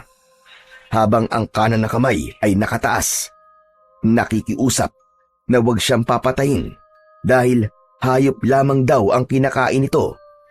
Pero si Ulap, patuloy siya sa pagakbang, papalapit sa aswang. Kaya wala na itong nagawa kundi ang ipagtanggol ang sarili laban kay Ulap. Mabilis itong sumugod sa kanya gamit ang matutulis na kuko. Iwinasiwas nito ang kamay upang hindi siya makalapit. Muntik tamaan ng kalmot sa mukha si Ulap. Subalit mataas siyang tumalon at saknong pagbagsak niya sa lupa ay tumama ang talim ng kanyang espada sa balikat ng aswang. Bumagsak ito sa lupa, ngunit muli itong nagmakaawa.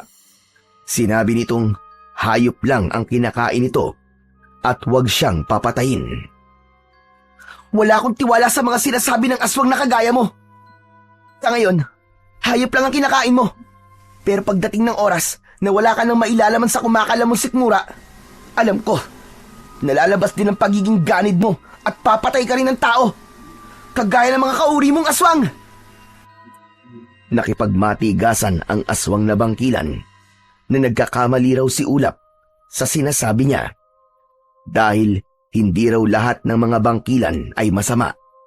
Ang gusto lang daw nito ay mabuhay na katulad ng isang normal na tao.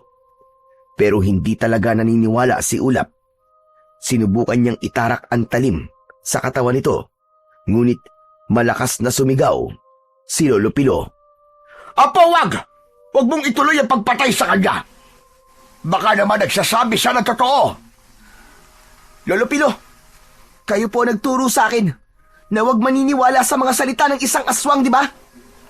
Kaya nga po namatay si tatay. Dahil naniwala siya sa kabutihang ipinakita ni Don Benito.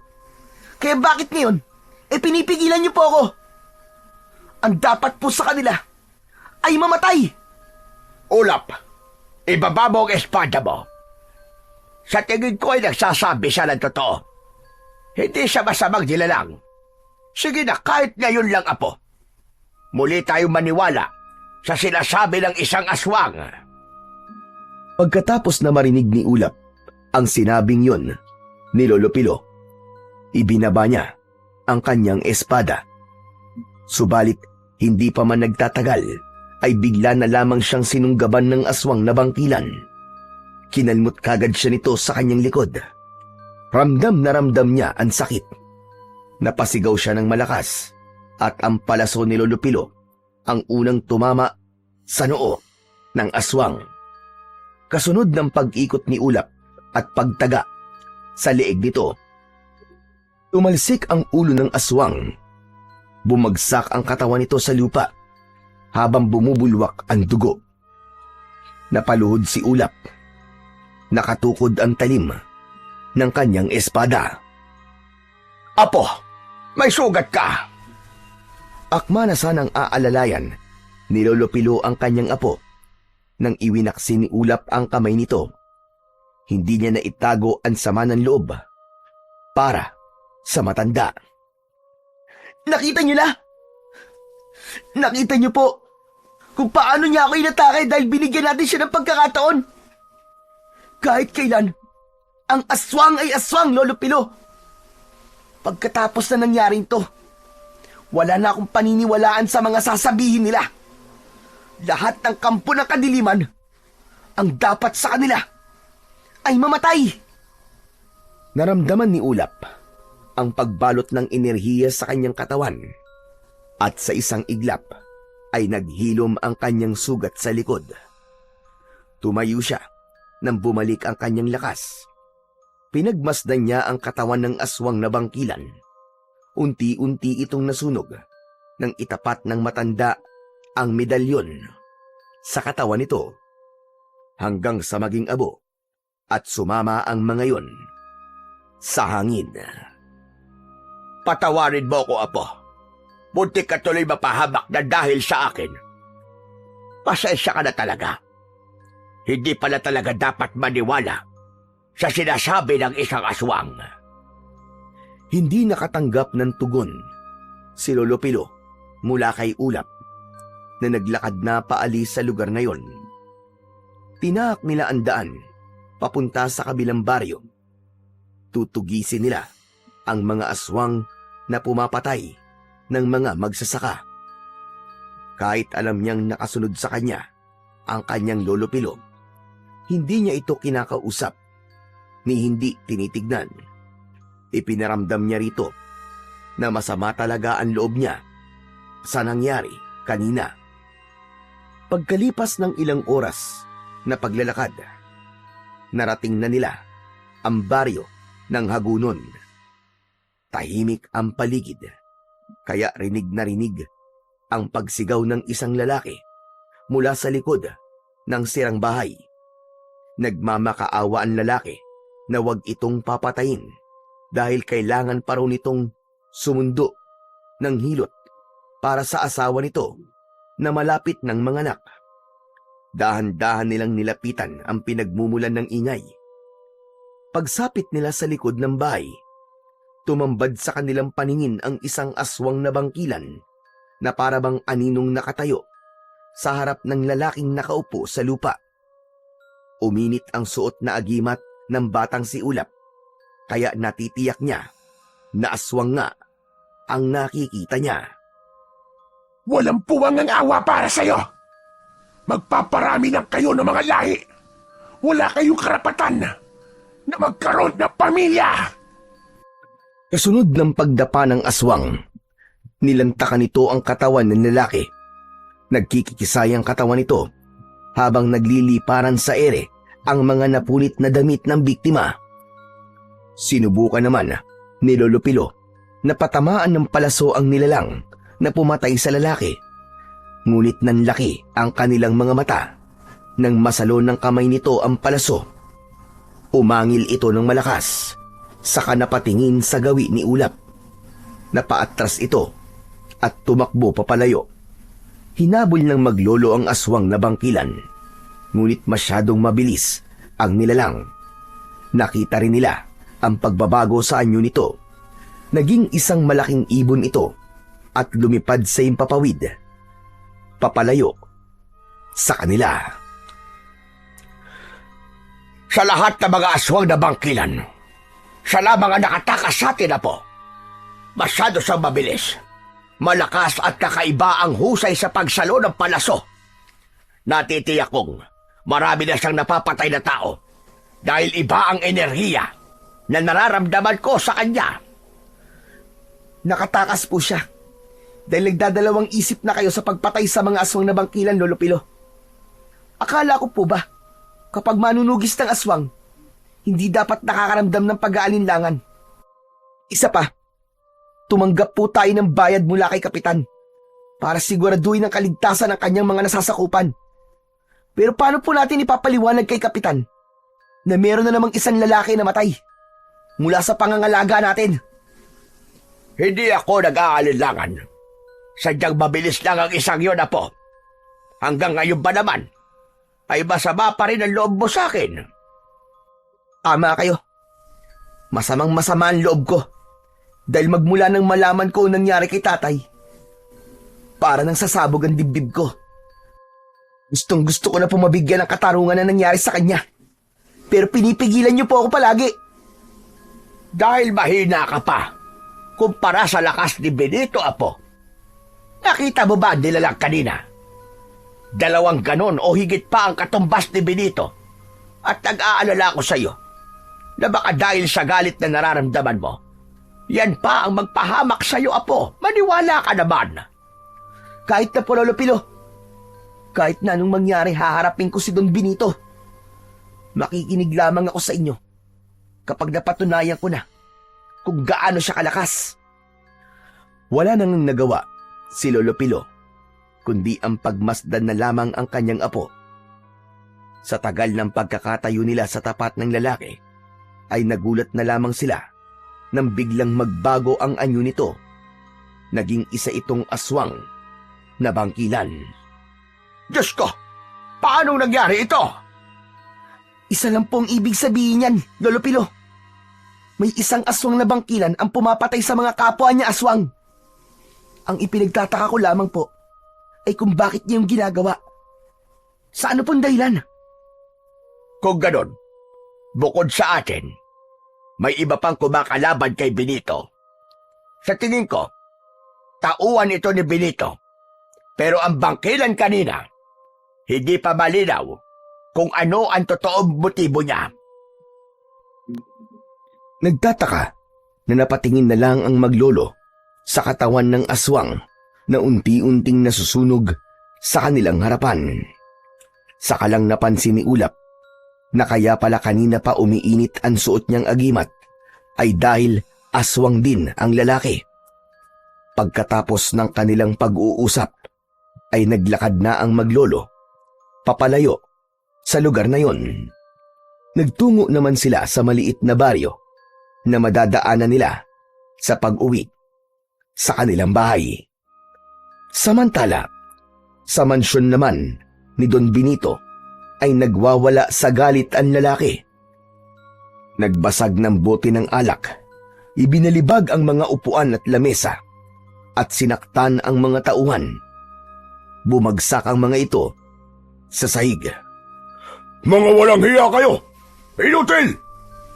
Hanggang ngayon ay pinapasakit pa rin ang ulo ko ng mga manunugis na yan! Kumilos naman kayo! Hindi yung puro pagpapasarap na lamang sa buhay ang inaatupag din yung mga gunggong kayo! Binibigyan ko kayo ng pagkakataon na mahanap ang mga lintik na mga manunugis na yan! Kung kinakailangan na pumatay kayo na maraming tao ay gawin ninyo! Mapalabas lamang ang mga hayop na yon! Oh! Ano pang tinitingin-tingin nyo? Kumilos na kayo! Agad na umalis ang mga tauhan ni Don Benito at kagaya ng inaasahan, nilusob ng mga alagad nito ang kalapit na baryo. Sakto naman yun, napapadaan sa lugar na yon sina Lolo Pilo at Ulap. Kaya mula sa kinatatayuan ni na Lolo Pilo at Ulap ay natanaw nila ang malaking ibon na bumaba sa baryo na nasa unahan ng kanilang daanan. Sa isang iglap ay nagsababoy ramo ang mga ito. Walang kaawa-awang pinasok ng mga aswang ang kubo ng mga nakatira doon. Napuno ng sigaw ng mga tao at pag-angil ng mga aswang ang buong paligid. Agad na tumakbo si Ulap sa kinaroroonan ng mga tao at bawat lapitan niya ay sinasaksak niya ng espada sa leeg ang mga halimaw. Si Lolo Pilo naman ay panayang pagpapakawala ng palaso sa ere.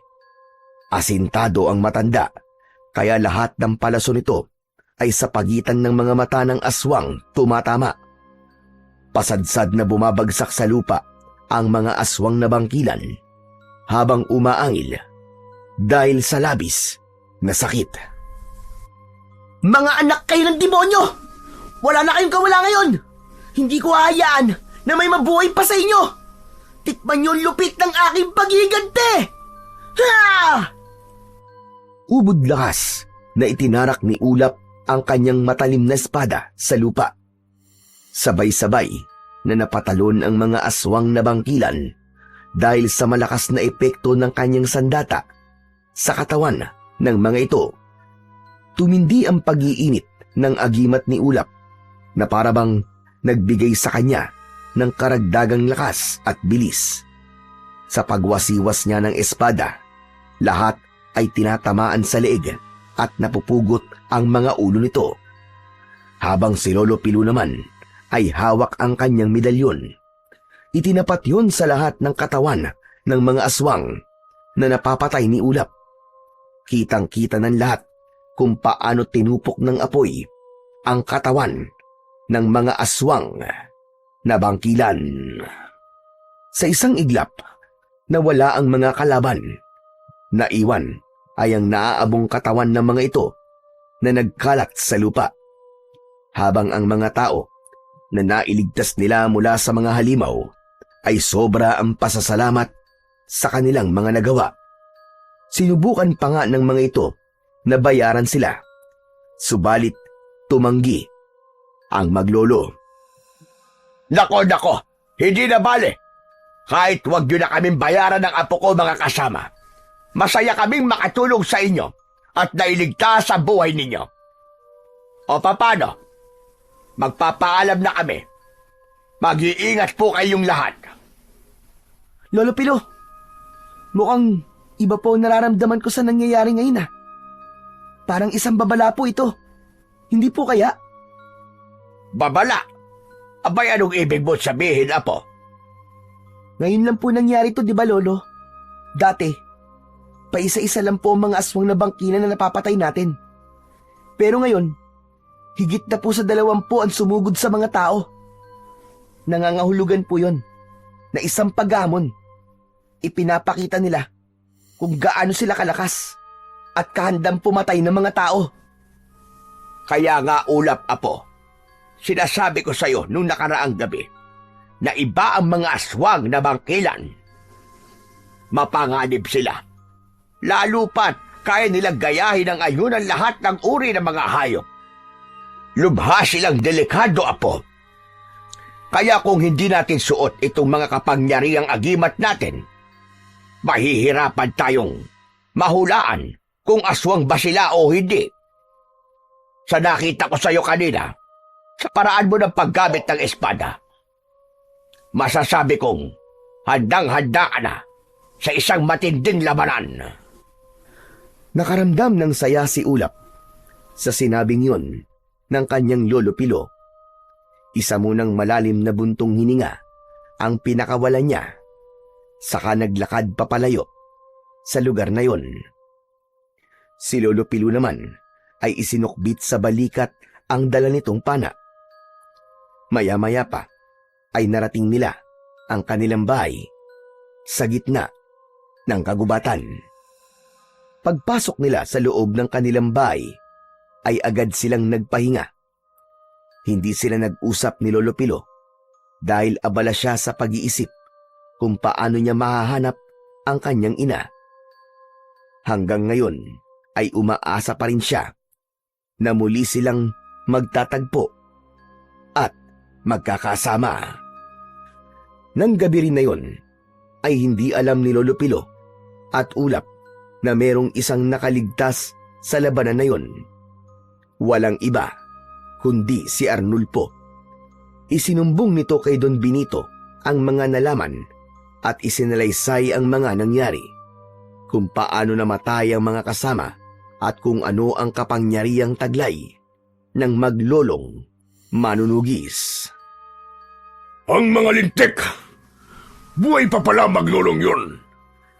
Kung ganun, buhay pa pala ang anak ni Sandra at siya ngayon ang pumapatay sa mga tauhan ko. Hindi ako makakapayag. Walang sino man ang makakatalo sa akin kahit may kapangyarihan pa sila. Kahit kailan talaga ang hayop na matandang yun kontra sa lahat ng mga ginagawa ko. Iyan daw ang mga alagad ko, Arnulfo. Panahon na para magharap kami at sa pagkakataong ito, hindi ko nahahayaan na mabuhay pa sila. Dala ng labis na galit ni Don Benito. Nagbago kagad ang anyo nito. Biglang nagsaasong lobo na umalulong sa loob ng mansyon. Mapulang-mapula ang mga mata nito na tumitig sa bilog na buwan. Ano pa ang hinihintay mo, Arnulfo? Tipunin mo ang lahat ng mga alagad ko. Susugod tayo sa kanila. Ako naman ngayon ang aatake sa kanila.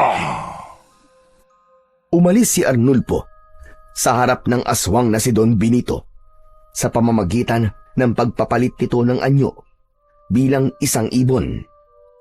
Habang si Don Benito naman ay nagbago rin kagad ang itsura. Mula sa pagiging aswang na lobo, nagpalit ito ng anyo bilang isang paniki. Kasunod ng paglipad nito palabas sa bintana. Sa kabilang dako naman ng kagubatan, sa bahay ng maglolong manunugis, ay hindi na naaalis ang pag-iinit ng kanilang suot na kwintas. Sabay na napabalikwas pa ng bangon ang maglolo at nagkatamaan ng paningin. Hindi maaari ito. Humanda ka po. Nararamdaman ko na mayroong panganib na parating. Opo, Lolo Pilo. Nararamdaman ko rin po yun. Inihanda ng dalawa ang kanilang mga sandata at lumabas ng kanilang pintuan. Sadya silang lumabas ng bahay at hinintay ang pagdating ng mga aswang. Pagkalipas ng kalahating minuto na paghihintay, mula sa impapawid, dumagsa ang laksalaksang mga ibon at paniki. Bumaba ang mga yon sa lupa, kasabay ng pagbabalik sa dati nitong anyo bilang isang tao. Nakahanay ang mga yon habang nakangisi at nakatingin sa kanila. Tignan mo nga naman ang pagkakataon. Hinahanap ko kayo, pero kusa kayong nagpakita. Kayo pala ang umuubos sa mga tauhan ko. Ang buong akala ko pa naman ay patay na kayo ng apo mo, Tandang Pilo. Pero iba ka rin. Iba talaga pag masamanda mo. Kung meron man na masamanda mo at dapat mamatay sa ating dalawa, ay ikaw yon, Benito. Hindi ko makakalimutan ang ginawa mo sa anak kong hayop ka. Sisiguraduhin ko na ngayon, mamamatay ka na sa aking mga kamay. Kaya simulan mo na magdasal sa dinodiyos mong kampo ng kadiliman. Dahil dumating na ang gabi ng paghukom para sa'yo. Papatayin ko kayong lahat, kasama ng mga alagad mong demonyo. Mapatay niyo man ako, Sabihin na natin na mapatay niyo ko. Pero hindi pa rin sapat yun sa buhay na kinuha ko sa inyo. Wala na si Sandra. Pinatay ko na rin siya. Pinagsaluhan namin lahat ang katawan niya hanggang sa kahuli-hulihang hibla ng kanyang laman. Dahil sa mga narinig ni Ulap, bumugso ang labis na galit sa kanyang dibdib. Mabilis siyang sumugod sa mga kalaban, ni wala siyang pinalampas na pagkakataon para pugutan ng ulo ang lahat ng bangkilan na humarang sa kanya. Habang abala sa pakikipaglaban si Ulap, si Don Benito naman ay agad nang nakapagpalit ng anyo. Muli itong naging aswang na bangkilan. Saka malakas na sumigaw at inutusan ang mga tauhan na agad salubungin si Ulap. Muling nagsababoy ramo ang mga kalaban. At bago pa man makalapit ang bata sa nakatayong si Don Benito, ay nasalag ng isang aswang na bangkilan ang pagtama ng talim ng espada ni Ulap sa pinuno ng mga ito. Ngunit nakaganti siya rito ng sipa sa muka. Bumagsak ito ng pasadsad sa lupa. Sabay tarak niya ng espada, direkta, sa dibdib ng aswang. Nagkikikisay ang katawan nito habang nakabaon ang talim sa dibdib nito. Hindi pa nasiyahan si Ulap. Iwinasiwas niya ang kanyang espada at pinugutan ito ng ulo. Para sa ama ko! Para sa kanya! Ang kamatayan mong hayop ka! Hindi pa rin nagtapos. Pinagsasaksak ni Ulap ang katawan ng baboy ramo hanggang sa tuluyan na itong magkalasog-lasog. Si Lolo Pilu naman ay panayang pagpapakawala ng palaso sa ere. Pinuntirya ng matanda ang aswang na si Don Benito na umiiwas sa palaso habang tumatakbong papalapit kay Lolo Pilu. Nang makalapit ito sa matandang manunugis, ay nagpambuno ang dalawa. Bumagsak sa lupa si Lolo Pilu at nabitiwan ang hawak-hawak na pana. Akma na sanang sasaksakin ng kuko ng aswang ang matanda. Ngunit malakas naman na itinarak ni Ulap ang talim ng kanyang espada sa lupa. Tila nagkaroon ng malakas na hangin at pagyanig ang buong paligid na tila ba lumilindol. Kaya natumba ang mga kalaban, pati na rin ang pinuno ng mga aswang na si Don Benito. Ano pang hinihintay niyong lahat, mga gunggong? Sugurin niyo ang bata! Isang tambak kayong mga inutil! Patayin niyo siya! Hindi pa man halos nakakabangon ang mga aswang, ay biglang dumating ang isa pang aswang na bangkilan at walang awa nitong niluray-luray ang katawan ng kapwa nito aswang. Nabaling ang atensyon nilang lahat sa bagong dating na bangkilan. May pagtataka man sa isip ni Ulap, ay agad na rin siyang kumilos para harapin si Don Benito. Inatake niya ito ng taga, ngunit nakakaiwas ito. Gumanti naman si Don Benito sa kanya. Isang malakas na suntok ang pinakawalan nito at tumama sa tiyan ni Ulap. Bumagsak siya ng pasadsad sa lupa. Nang makita naman ni Lolo Pilu ang nangyari sa kanyang apo, kinuha niya agad ang pana at nagpakawala ng palaso sa ere. Tumama yon sa braso ni Don Benito. Kita nila na pinutol nito ang palaso at muling umatake sa maglolo. Saktong paglapit ni Don Benito sa dalawa, ay humarang ang isang aswang na bagong dating kanina. Ito ang sumalo sa kamao ni Don Benito. Nagpagulong-gulong ang dalawa sa lupa habang nagpapambuno. Nagpapalitan ang mga ito ng kagat at kalmot sa bawat isa.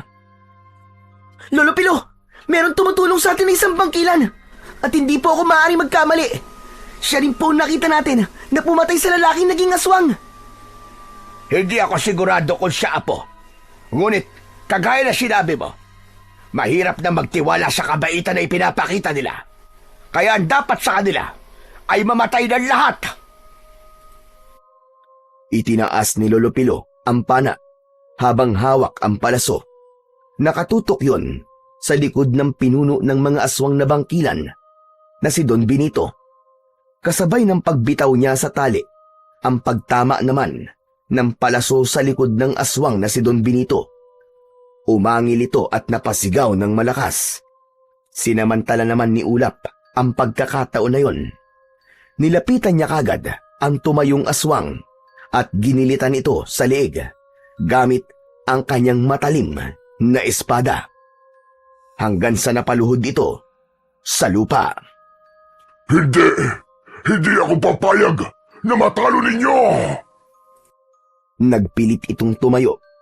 Subalit sa dami ng dugo na bumulwak mula sa leeg nito, ay unti-unti na itong nanghina. Habang ang isang aswang na bangkila naman, na una na nitong nakalaban, ginamit ang matutulis na kuko at dinukot nito ang puso ng aswang. Ipinakita ng aswang na bangkilan kung paano nito nilantakan ang puso nito mismo sa harap ni Don Benito. Dilat ang mga mata na bumagsak sa lupa ang pinuno, habang ang bangkila naman na tumulong sa kanila ay lumayo kina Lolo Pilo at Ulap. Itinapat ni Lolo Pilo ang medalyon sa wala ng buhay na katawan ni Don Benito. Mula sa kanyang harapan ay unti-unti itong nilamon ng apoy hanggang sa maging abo ito. Itinago ni Lolo Pilo ang medalyon habang ang agimat naman ni Ulap ay nagliwanag at ginamot ang mga tinamo niyang sugat sa katawan. Ikaw, aswang na bangkilan. Sino ka? Bakit mo kami tinutulungan ng apo ko? Magsalita ka! Hindi nakatanggap ng tugon si Lolo Pilo mula sa aswang. Sa halip, unti-unting naglaho ang pagiging bangkila nito hanggang sa bumalik ito sa pagiging tao. Sa una ay hindi kagad nakilala ni Lolo Pilo ang babae dahil gumanda ito at mas bumata pa ang itsura. Hindi ba, Are? Sandra! Ikaw na ba yan? Ikaw ang aswang na bangkilan? Lolo Pilo, ako nga. Ako nga po ito, si Sandra. Sus Mariosep, ang akala ko ay patay ka na, kagaya na sinabi ni Benito kanina. Ngunit, paanong nangyari iyon? Nakaligtas po ko. Akala nila totoong namatay ako nung gabing yon. Naiwan po ako sa gubat at basta na lamang po akong nagising na malakas at may kakaibang nararamdaman sa katawan. Hindi ko po alam na lumipat sa akin ng isang perlas ng isa sa mga tauhan ni Benito. Imalang nabuhay po ko. Ngunit ito nga, naging isang aswang na bangkilan na. Tatay Pilo, ang anak ko po, nasaan siya? Sandra, hindi mo ba nakikilala si Ulap? Ayan siya, nasa harapan mo lang. Naalala mo ba ang suot niyang agimat? Kahit wala ka, yan ang nagsilbing proteksyon niya laban sa lahat ng uri ng mga aswang. Matagal na hindi nakapagsalita si Ulap ng mga sandaling yon. Titig na titig lamang siya sa magandang babae na nasa harapan niya. Unti-unti itong lumapit sa kanya habang naluluwa ang mga mata. Biglang uminit ang suot na agimat ni Ulap, kaya saglit niyang hinubad yun at inilagay sa bulsa upang makalapit sa kanya ang kanyang ina. Hindi na nag-aksaya pa ng oras si Sandra. Maigpit niyang niyakap ang anak na si Ulap. Humagulgul siya ng iyak para sa mga panahon na hindi niya nakasama ang anak. Si Ulap naman ay naiiyak na gumanti rin ng yakap sa kanyang hinahanap-hanap na ina.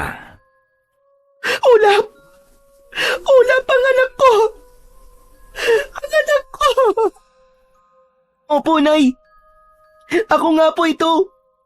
Ang anak nyo. Diyos ko, Kaya tagal kong hinintay ang pagkakataon na ito, anak. Hindi ko kasalanan ang pagkakalayo natin. Ginawa ko ang lahat para masiguradong ligtas ka. Lihim ako nagbantay sa mansyon para malaman ko kung ano mga binabalak nila laban sa'yo. Kaya nalaman ko na aatake sila sa inyo. Habang papunta ko rito, panay ang dasal ko na sana'y ligtas ka at walang mangyaring masama sa inyo. Nay, mahal na mahal ko po kayo. Matagal po ako nangulila sa inyo, Nay. Pero paano na po? Ano na po ang mangyayari sa inyo ngayon, Nay? Bumitaw sa pagkakayakap si Sandra at pinagmasdang mabuti ang kanyang anak. Ako pa rin ito, anak. Kahit isa na akong aswang na bangkilan, kahit na kailan, ay hindi ako tumikim ng katawan ng tao. Ang hayop at kapwa aswang ko lang ang kinakain ko upang patayin at hindi na sila makapagasik ng lagim. Anak, mabubuhay na tayo na magkasama at hindi na tayo magkakahiwalay kahit kailan. Opo, Nay. Tanggap ko po kahit isa po kayong aswang na bangkilan. Sadyang napakabuti ng Diyos, Sandra. Binuhay ka niya upang makasama mo pa ang iyong anak. Kung nasaan man ang anak ko si Teryo, natitiyak ko na masaya na siya sa nangyayari sa inyong mag-ina. Tumayo si Sandra at nilapitan ang matanda na si Lolo Pilo. Nagpasalamat siya sa pagpapalaki at pagmamahal nito para kay Ulap. Pero dahil may suot na medalyon ang matanda, agad na lumayo si Lolo Pilo. Sapat na ang pagpapasalamat mo, Sandra, sa pagkakaligtas mo sa amin kanina. Naging mabuti kang tao, kaya hindi hinayaan ng Panginoong Diyos na mawala sa iyo ang anak mo, at hindi ka rin niya hinayaan na malubog ng gusto sa apoy ng impyerno dahil sa iyong pagiging aswang. Mas nangibabaw pa rin sa iyo ang kabutihan at pagmamahal. Sa ngayon, ay wala ng dahilan para manatili pa tayo sa lugar na ito. Lilisanin natin ang baryo at mamumuhay ng tahimik sa ibang lugar para makapagsimula ng panibagong buhay. Ako naman po, itatabi ko po muna ang agimat ko para makasama ko po si Nanay, Lolo Pilo. Hindi na tayo magiging manunugis ng aswang na bangkilan na po, sapagkat tuluyan na nating natalo ang mga alagad ni Benito. Kung meron man na bangkilan o mga aswang na manggugulo sa mga tao, si Sandra na ang makakalaban nila. Siyempre po, lalabanan ko po sila dahil ang paggawa ng kabutihan ay walang pinipiling anyo. Kahit isang aswang ay may karapatan pa rin naman na pumanig sa kabutihan dahil tayo po mismo ang pumipili sa ating landas na tatahakin. Masayang naglakad papalayo ang tatlo habang naiwan ang mga nagkalat na abo sa kagubatan. Muling naibalik ang lupain na kinamkam ni Don Benito sa mga tao at walang sino man ang nakakaalam sa kung ano ang totoong nangyari sa asenderong si Don Benito. Magmula rin ng gabing yon ay bumalik na ang katahimikan sa buong baryo. Si Sandra ay nag-alaga na lamang ng mga hayop na maaari niyang gawing pagkain sa oras na magugutom siya. Habang si Ulap naman ay nagpatuloy sa pag-aaral bilang isang mabuting bata na tagapagpatupad ng katahimikan sa kanilang paaralan. Samantalang si Lolo Pilo naman ay tuluyang namaalam sa medalyon. Isinaoli niya ang medalyon sa mahiwagang puno ng balete. Saka nagpasalamat bago umalis sa lugar na yon. Marami ang nabibiktima ng mga huwad na pagpapakita ng kabutihan sa tao. Iyon pala ay merong masamang hangarin sa kapwa. Subalit ang kayamanan, kapangyarihan at lupain na naipon sa lupa ay hindi kailanman madadala sa hukay. Kaya mas mabuting maging mayaman ka sa pananampalataya sa Panginoon kaysa ang mag-ipon ka ng yaman sa lupa. Dahil sa oras na singiling ka na sa kabayaran ng lahat ng naging kasalanang nagawa mo sa lupa, walang ibang makakatulong sa iyo kundi ang kabutihan at pananampalataya mo sa dakilang lumikha.